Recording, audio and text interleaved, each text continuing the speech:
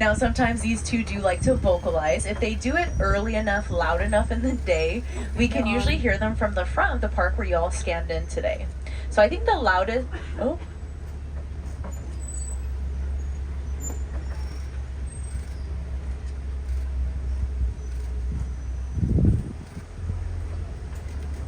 So it looked like she was trying to vocalize, but she wasn't being very loud.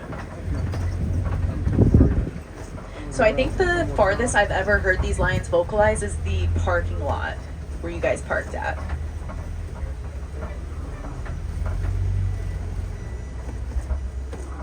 Here we go.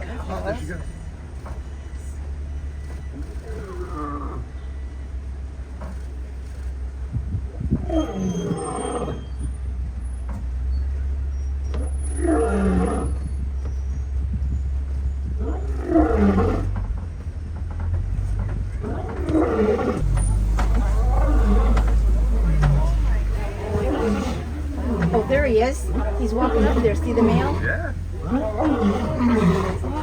Awesome.